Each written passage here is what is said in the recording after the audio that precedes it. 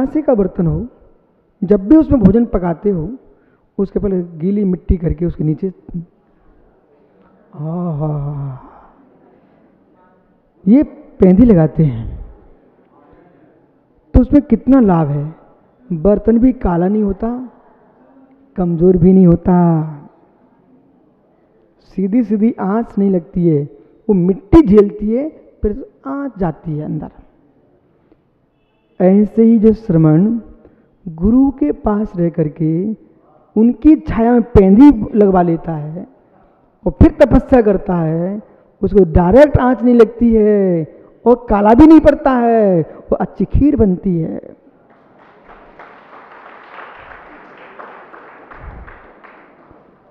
ज्ञानी लोग जब जमीन से उठना बैठना सीखते ना, तभी सबको सीखने लगते हैं। ऐसा आप लोग नहीं करते क्या? यदि नहीं करते हो तो आप घर के नाश कर रहे हो। इसके बाद ये तत्व निर्णय करिए, पेंदी लगाई उसने। ऐसी आप पात्र की व्याख्या कर रहे हैं। और कोई माँ, आपने खीर नहीं बनाई, आपने पूड़ी बनाई है, परंतु कितनी पूड़ी बनाना, पूरी कढ़ाई का तेल तो पूरी सोख नहीं सकती पूड़ी, ठीक है ना? तुम्हारी बुद्धि की परीक्षा हो जाना चाहिए। फिर उसको कैसे ठीक करोगे आप? कढ़ाई को पाउडर डालना चाहिए कि नहीं डालना चाहिए? कढ़ाई में तेल भरा हुआ है, घी है, पूड़ी बन चुकी है और जो बचा था उसको आपने बाहर निकाल भी लिया, तब भी चिकनी है, हैं? हाँ, यदि घर नाशक नारी होगी, घर नाशक नारी होगी, मैं अभी नारी शब्द का प्रयोग कर रहा हूं। घर नाशक नारी होगी, गृहिणी शब्द का प्रयोग नहीं कर, नारी, तो क्या करेगी? वो बासिम पाउडर डालेगी, सो पाउडर का नाश, जहां बहेगा वहां जीवों का नाश, और पाउडर का खर्च नष्ट हुआ और घी व्यर्थ में चला गया। घर नाशक नारी। जो गृहिणी होगी वो क्या करेगी? पूड़ी बना लेगी, इसके बाद उसमें आटा डाल करके कसार बना लेगी, पंजीरी। ओहो, कढ़ाई भी साफ हो गई और घी व्यर्थ नहीं गया, और सिर दर्द के लिए सुंदर दवाई पंजीरी बना ली उसने। ये कौन है? गृहिणी, जो घर चला सकती है। समझ रहे कि नहीं आप? एक एक विषय पर ध्यान दो। ऐसे कुंद कुंद स्वामी ने गाथा में तो अपना विषय बोल दिया 240 में। अमृतचंद स्वामी कह रहे हैं कि हे मित्र, सम्मति पंचकांकुश प्रवृत्ति प्रवृत्त संयम साधनीकृत शरीर पात्र, शरीर पात्र, इससे साधना कर रहे हो तो विवेक पूर्वक करो।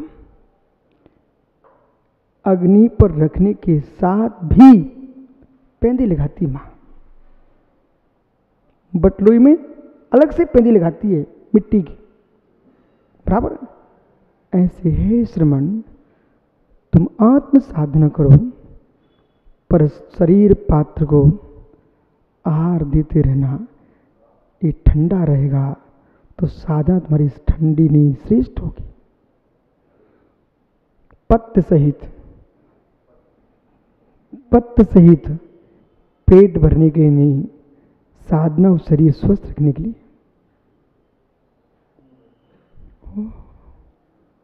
सुनो गुंडू महाराज क्या लिख रहे हैं यहां? पात्र बेश्रमण शरीर पात्र कैसा?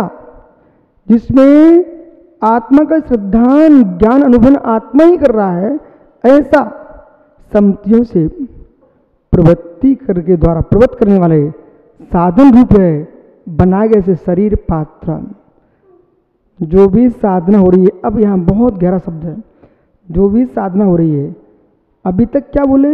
शरीर में राग मत करो, शरीर में राग मत करो, शरीर से कोई आत्मा से साधना होती है, ये परमार्थ दृष्टि। पुनः परमार्थ दृष्टि को दूसरी विधि में सुनिए। शरीर साधना नहीं है, आत्मा से आत्मा की साधना है, ये सत्य है। लेकिन मित्र, बटलोई नहीं पी जाती है, बटलोई नहीं खाई जाती है, बटलोई नहीं पी जाती है, बटलोई नहीं खाई जाती है। दूध तपाओगे तो बटलोई में, खीर बनाओगे तो बटलोई में पिया जाएगा दूध, खाई जाएगी खीर, लेकिन पात्र सुंदर होगा। कांसे का पात्र का भोजन, मित्र लोहे के पात्र का भोजन, मित्र मिट्टी के पात्र का भोजन, मित्र सोने के पात्र का भोजन, आयुर्वेद के हिसाब से ये सारे भोजन औषधि बनते हैं अपने अपने पात्र के हिसाब से। तांबे के पात्र में भोजन, माँ बर्तन को स्वच्छ विवेकपूर्वक रख करके उसमें भोजन बनाओगे तो भोजन पात्र के नियोग से औषधि बन जाता है।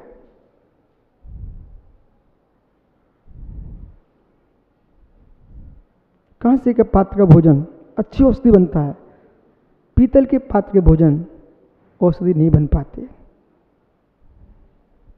हीन रोग के काम में आते हैं। क्या लिख रहा है? तो जैसे पात्र है, खाए तो खीर जाएगी, पिया तो दूध जाएगा, लेकिन दूध तपाने के लिए पात्र को छेद करके रखोगे, सुरक्षित रखोगे।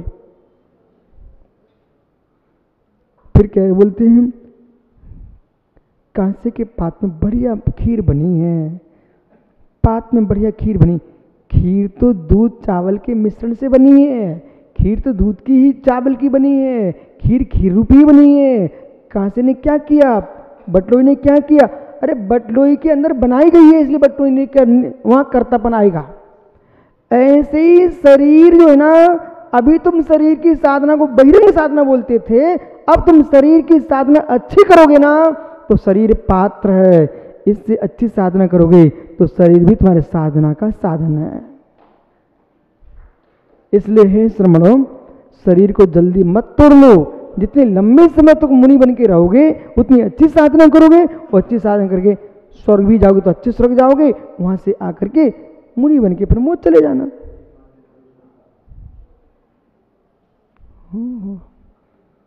इसलिए खिंचाव नहीं होना चाहिए साधना में, खिंचाव नहीं, शनै शनै पात्र को संभालते हुए। तो शरीर पात्र है किसके लिए? साधना के लिए शरीर पात्र है। शरीर पात्रम क्रमेण निश्चल निरुद्ध पंचेति द्वारम, शरीर पात्र के द्वारा नित्य निवृत्ति को इच्छा करता हुआ संयम की साधना रूप इस शरीर पात्र में 5 संज्ञों के अंक से होता हुआ जीव क्या कर रहा है? निश्चल निरुद्ध, निश्चल निरुद्ध, निश्चल निश्चल, दो अलग शब्द हैं। निश्चल निश्चल, आत्म साधना में निश्चल होकर के, अडिग होकर के, शरीर नष्ट हो जाने दो, संयम नहीं तोड़ने देंगे। निश्चल निश्चल, अपने व्रत में अडिग रहना, निश्चल, साधना में विच्छल नहीं करेंगे।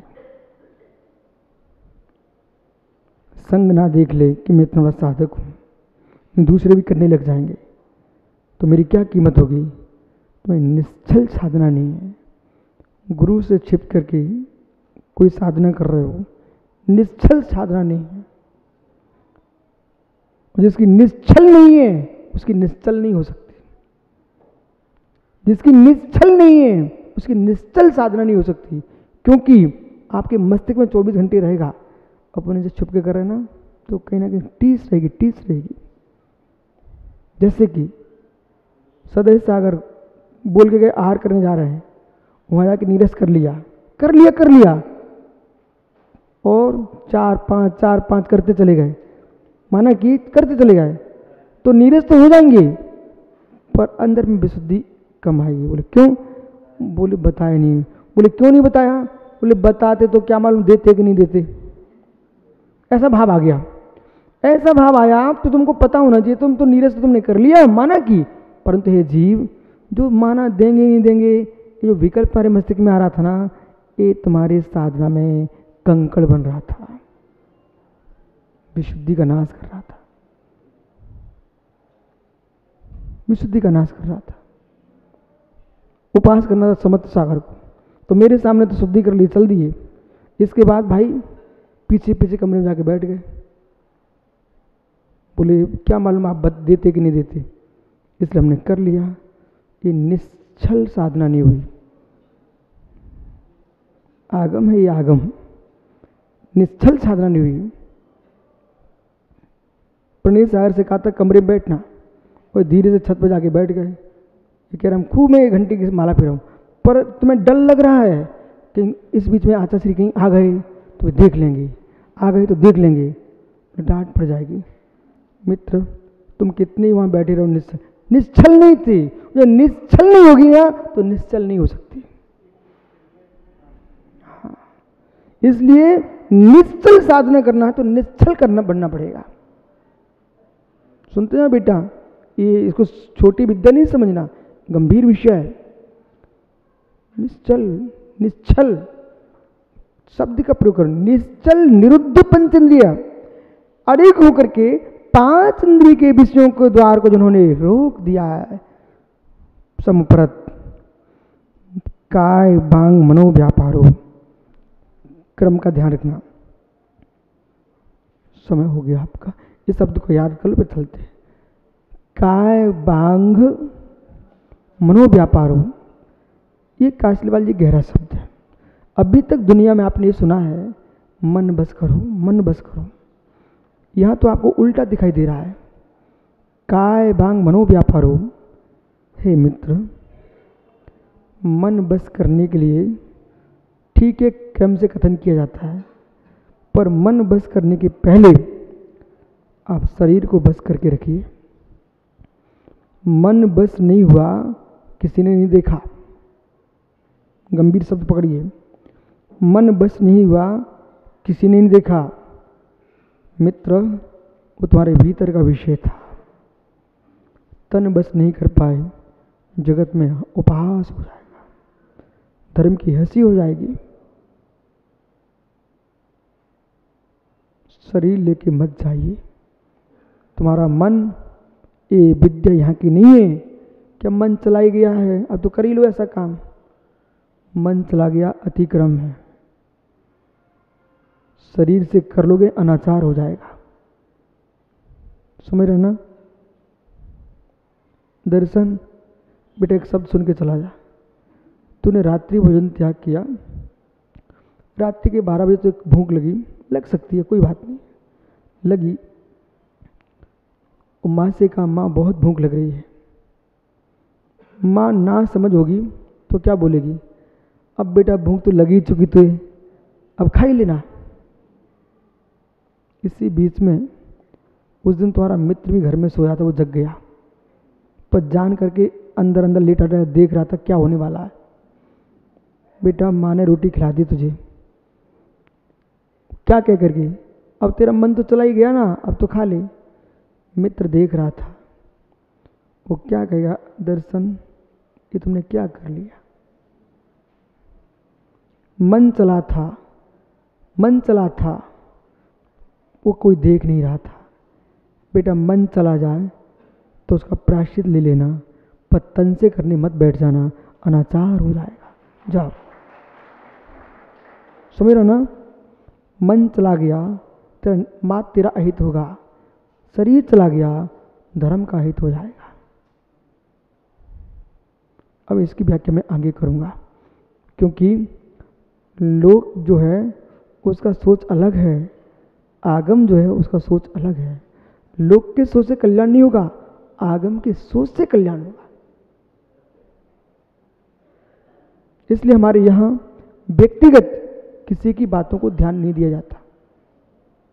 जिन शासन में माना कि ये भाई पढ़े लिखे हैं, ये साहित्याचार भी, राम टेक क्या एम टेक, ये सब पढ़े लिखे लोग आए हैं, ठीक है ना, सब इंजीनियर वकील लोग हैं ना, पर बहुत पढ़े लिखे लोग हैं। एकमात्र संघ में मैं ही अनपढ़ आदमी हूँ, बाकी सब हाई फाई पढ़े लोग हैं। दर्शन, पर इन सारे पढ़े लिखे लोगों से कहता हूँ मैं, यहाँ आए हो पहले अनपढ़ हो जाओ, अनपढ़ हो जाओ कि जो तुम्हारी पढ़ाई लिखाई है वो बाहर की है। आगम पढ़ोगे उससे कल्याण होगा, क्योंकि तुम्हारा जितना ऊपर का पढ़ाई लिखाई है ना वो तुमको चंचल कर रही है, आगम तुमको स्थिरता देता है। जैन दर्शन में कोई विद्याधर दीक्षा लेता है तो बेटा सबसे पहले उसे कहा जाता है तुम विद्याओं का त्याग करो। माना कि ये इंजीनियर हैं, इनसे बहुत अच्छी क्या बनती है, नक्शा बनाना जानते हैं, तो मेरे जैसा आदमी हो तो कहे पहले नक्शा बनाना छोड़ दो, नहीं तो मालूम चला तू जिनवाणी नहीं पड़ेगा, नक्शा बनाना सिखाता रहेगा। जो विद्या तुमको आती है उसका त्याग करो, क्योंकि अब वो तुम्हारे लिए अप्रयोजनभूत हो चुकी है। जो विद्या तुम्हारे लिए घर में प्रयोजनभूत थी अब यह अप्रयोजनभूत हो चुकी है। अपने सार से फोटो खींचने बनता है तो क्या फोटो खींच रहे हैं अब सबके सबके? मित्र फोटो खींचना बंद करो, विषय समझ रहे ना? तो इसलिए जो तुम्हारी बुद्धिया गृहस्थी में प्रयोजनभूत थी वो सारी विद्या मोक्ष मार्ग में अप्रयोजनभूत है। कोई वैद्य था और मुनि बन गया, उसे बनता है ये वनस्पति का ये प्रयोग, ये वनस्पति ये प्रयोग है, और तुम बताने लग गए भैया नाते पोते वाले दादा डॉक्टर साहब आप मुनिराज बन गए। और कोई व्यक्ति रोगी आ गया, महाराज जी बहुत कष्ट है, आपने कहा नीम का तेल लगा लो ठीक हो जाओगे। मित्र सुनो ना, वो नीम तोड़ने जाएगा, अग्नि जलाएगा, तेल पकाएगा, हिंसा होगी। आप सट कहा कि हिंसा के त्यागी मुनि महाराज बन चुके थे, इसलिए किसी को उपचार नहीं बता सकते। हम गृहस्थी में खूब बता चुके, अब मुझे शरीर के पर के शरीर की रक्षा नहीं करना है, अपने संयम की रक्षा करना है। बराबर है ना? बड़े गहरे रहस्य हैं। अज्ञानी क्या कहेगा लघुनंदन, अरे महाराज जी कल्याण का ही तो मार्ग बता दो ना। हमारा आगम भीतर के कल्याण की बात कर रहा है, इसको आगे विचार करेंगे। काय बांग बना कर्म योगा जो सूत्रकार ने लिखा है वो उसकी व्याख्या यहाँ पर की है। आत्मा स्वभावम परिभाव भिन्नम, आत्मा स्वभावम परिभाव, आत्मा का स्वभाव परिवर्तन भिन्न। महावीर स्वामी की नमो यंताड़म नमो सिद्धार्णम आर्याड़म।